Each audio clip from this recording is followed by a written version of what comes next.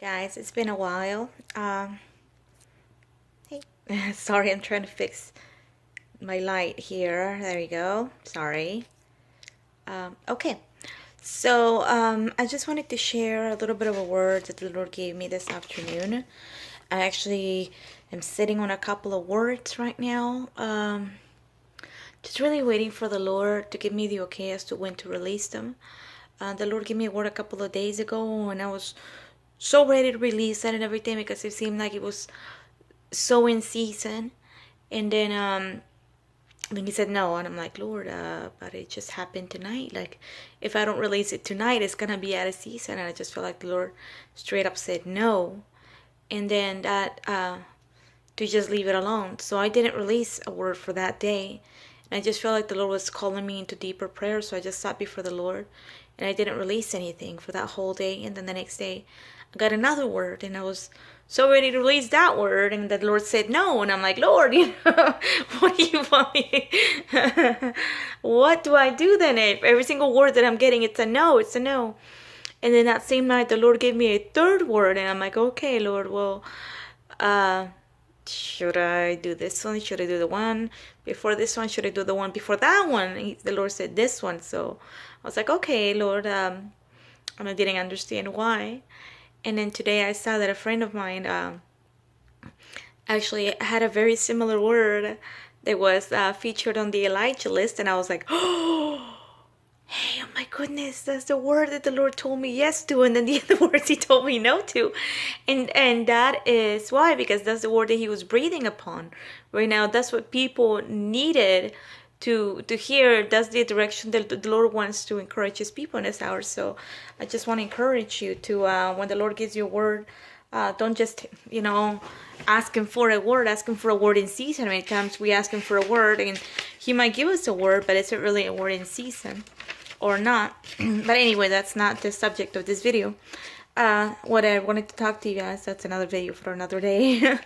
I was actually, I was just in the restroom, just washing my hands and stuff like that, and just kind of fixing my hair after having gotten home from a field trip we had with the homeschool group. And I was just getting ready to fix some food for the kids, and all of a sudden I felt in my heart that the Lord was bringing my attention to like a servant girl.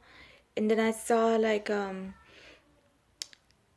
glass slipper, and then I could just see like a Cinderella kind of girl, and I'm like, oh, Cinderella, the Lord's wanting to talk about Cinderella, but why Cinderella?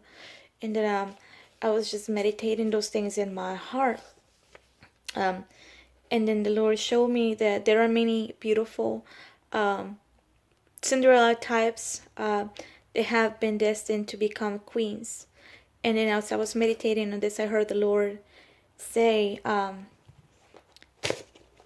he actually said, you are not Cinderella. And I'm like, what? Lord, you just showed me Cinderella. And he said, no, you are not Cinderella. You are Esther in training. I am preparing you to make decrees with my heart, righteous decrees that will change the course of history of those around you. I do not call fables, but I call real people to make the difference. You are not a victim, but my servant in training. And I was like, oh, Lord. Sometimes when you make assumptions and you're like, oh, Lord, this is what you're saying. And it was like straight up, the Lord said, no, that's not what I meant. What I meant was this. And it was just so sobering. Because I think many times we assume, when the Lord shows us a little something, we assume that, oh, Lord, this is what you must be saying. And it was like so stern. He was like, no, that's not what I mean. To the world, it's Cinderella. But to us in the kingdom, it's not Cinderella. It's Queen Esther in training. And when I first I started seeing these things about the glass slipper and all that, I asked the Lord, I said, Lord, but why couldn't she be born a queen? And he said to me, because they had to learn to love first and show compassion. Had these been born queens first, they would not have learned to first love. And he said, love foreshadows promotion, and gifts without love breed tyranny. I want my people to feel loved and be loved, not just be managed and ruled over. And he said, those who love can steward my heart and can be trusted with promotion, for they are helpers and facilitators, not dictators and steamrollers running over my people, reminding them over and over of who is boss. And then the Lord really, he was very stern in this, and I had to write it very quickly because it was literally flowing so fast, like the Lord really wanted to highlight this part right here. And he said, where is it at? Sorry. If someone always has to remind you they are boss, they're not from me, but they are self-appointed. Run from these ones and cling to those who love you for who you are, not for how they can use you to build up their platform. And it was, wow. It was scary when the Lord was saying that. It was convicting. It was sobering. The Lord said, if someone constantly has to remind you that they are the boss and they are in charge, that you have to submit to them, it's because they are not. They are not from the Lord. They don't have his heart. They are self-appointed because they don't have the Lord's heart. They're not making the Lord's decrees like Esther did, through righteousness, through love, through mentoring. Those who run over people and have bad intentions are self-appointed. They are not God-appointed. And so it was just really something else. And then the Lord said, these are wolves in sheep's clothing, promising the world but delivering little results. You will know them by their fruits. Pride, arrogance, lack of love, and lack of respect for those in authority. Be a follower and learn to do good and be kind regardless of how others treat you. What they say and do reflects on them, but what you say and do reflects on me. And I kind of had to pause when he said that because it was really sobering. Sorry, I have the little one here with me. Mommy. Hi. Apples. Yes, you have an apple. Let me see it. Apple tree. Okay, baby. Apple tree. And so, Apple tree. I'm gonna have to take a break. All right, sorry. Children and the ministry. They're part of the ministry. So sometimes, they become the ministry too. In the middle of doing the ministry. Anyway, where was I at? So, then the Lord was just showing me that that what we say, the way that we react to mistreatment, it's not something that is up to us, but it's really something that we need to be very careful of, because when we react to mistreatment the wrong way, we are misrepresenting him. That we ought to react to mistreatment the way that Jesus reacted to mistreatment. He was not easily offended. He was quick to forgive. He moved on, and he went on. He continued to love and forgive, and he continued to minister. He was not jaded by it. So that we need to learn, sheep bite. They do. They do have teeth, and so do goats. So the importance is knowing the goats from the sheep in this hour. But the Lord said, he said, represent me well. Okay?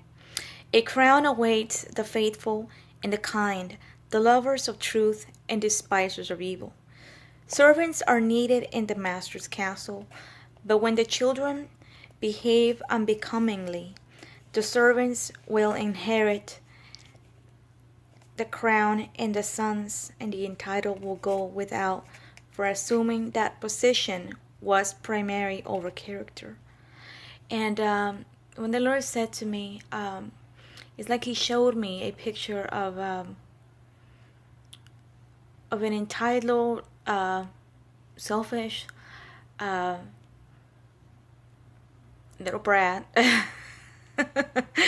that felt that he was entitled to the throne and to the crown because he was there first. And what came to mind just now as I was saying this is the first will be last and the last will be first. Those that believe that they have a right to all the blessings, everything, all the titles, all the best positions, just because they have seniority, just because I've been a Christian longer than you have, and how dare you? And I have the right last name, and I know so and so, and I'm related to so and so, and my daddy's the pastor, and do you know who I am? The Lord is not looking at those. The Lord is not looking to promote those. Those who always have to prove to you that they are boss. Those who always have to prove to you that they have rank. Those who always have to prove to you that they are the ones in charge. Because those are not God appointed. Those are self-appointed and man appointed because they're the souls. They're not the Davids. And as the Lord was saying this, He said David was not a king. He was born a shepherd who became a king because of his heart. In the same way, I am searching the hearts of those who served me well and loved others well too. I am rewarding their efforts, their faithfulness. Many have endured mistreatment and humiliation, but still they choose to love and forgive and carry my heart instead of offense. I am proud of these ones, and I have prepared special rewards for them in this season. I will give them rest from all their toil, and I will comfort them and heal their pain from all the mistreatment. I love you and I am proud of you. You've done well in spite of your circumstances. Like the Lord said from the beginning, just because you've been a servant, just because you have served, just because you have taken the low place, does not mean that you are a victim. Having to serve others is not beneath you. Jesus, the Son of God, came to serve. He did not come to be served. And in the same way, I think many times when we face mistreatment, when we have to do all the dirty work and we have to prove ourselves and we don't get all the good breaks right away, we feel like we're the victims, and we are not. That is our process of preparation. The Lord is refining us to the fire many times, and we think, oh, but man here, man that.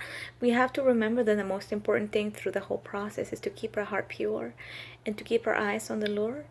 So in the name of Jesus, right now I pray over you that the Lord will give you His perspective for whatever you're facing today, that He will allow you to see His hand in the midst of the tribulation, in the midst of the persecution, that you will be refined as gold, that your character will prove to be that character of Christ, that you will shine brightly for Him in the darkness, amen, and that you will really truly be that one that comes out of the fire and does not even smell like smoke, that one that comes out shining bright and not scorched, that one that comes out ready to be a vessel of honor for Him and to be poured out as a drink offering, amen.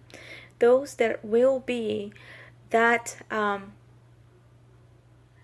ones that are willing to lay down their lives and to serve others for the sake of them knowing Christ, regardless of how they're treated.